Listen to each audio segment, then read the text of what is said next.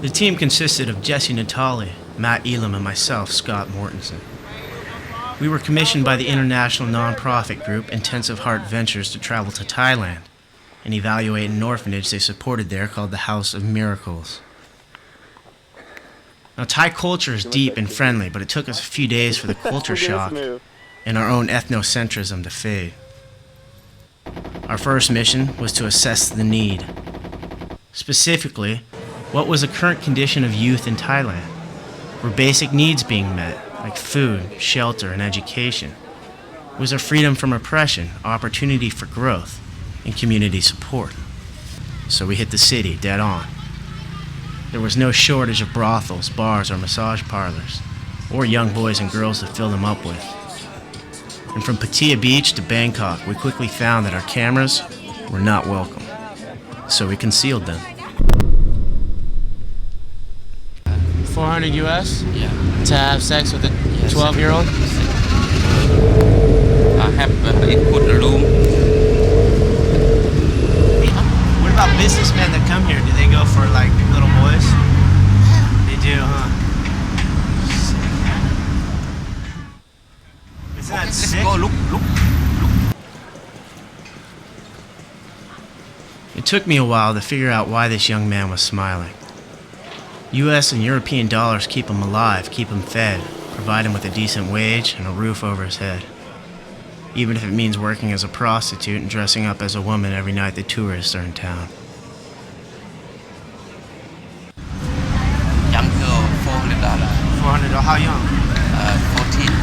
Young girl, $400. $400, how young? 14. $400, how young? 14. She was 14, but ended up only costing $20 US. And she told me her name was Pam. It was quite an experience having a 14-year-old prostitute in my hotel room. I gave her some medicine for a cold, talked to her about her family. In Bangkok. Papa, Mama, sister. And then I read with her from a Thai English Bible I found next to a Durex wrapper in the nightstand drawer.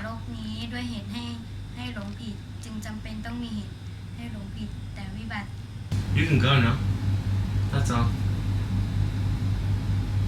Finished. I just wanted to talk. Crazy, huh? Crazy Americans.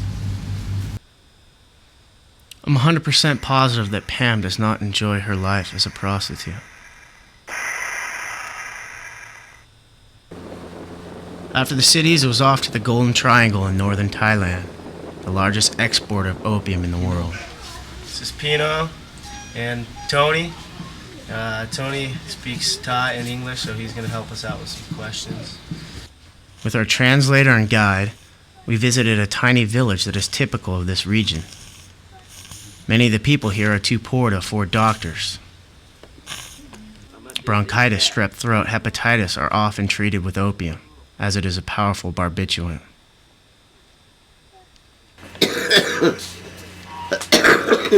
When the treatment turns to addiction like it has for these two parents, the fate of the family becomes quite uncertain. For instance, I'm not sure what will ever happen to this young boy.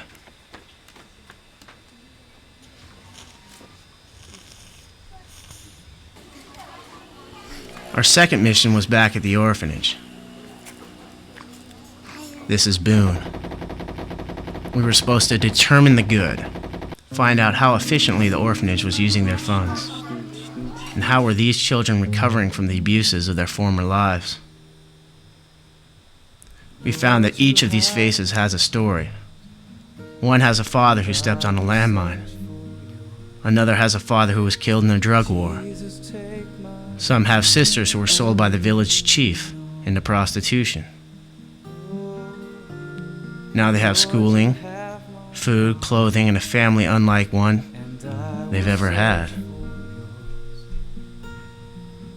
Some make it to technical schools, others learn a trade, and the remainder hope for adoption. And I will praise you, Lord, and I will sing of love come down.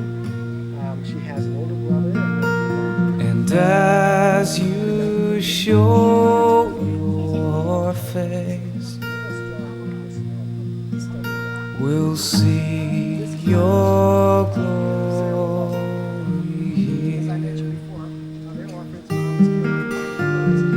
Lord, you have my heart, and I will search for your voice. Jesus, take my life and lead me on.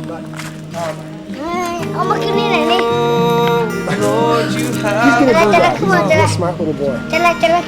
and I will search for yours. Let me be to you a sacrifice, and I will praise you, Lord. Though she walks with a limp in her left leg, there's nothing physically wrong with this girl. Except her best friend at the orphanage has cerebral palsy, and she imitates her in every way. The orphanage was a place of peace and refuge, but quickly I had flashbacks to all the children who still worked on the streets.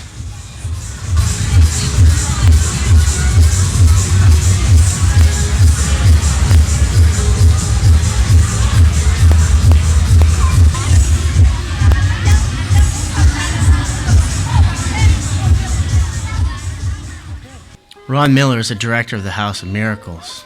Currently, he's trying to accomplish his goal of building a bigger facility on a neighboring plot of land, one that could house more children.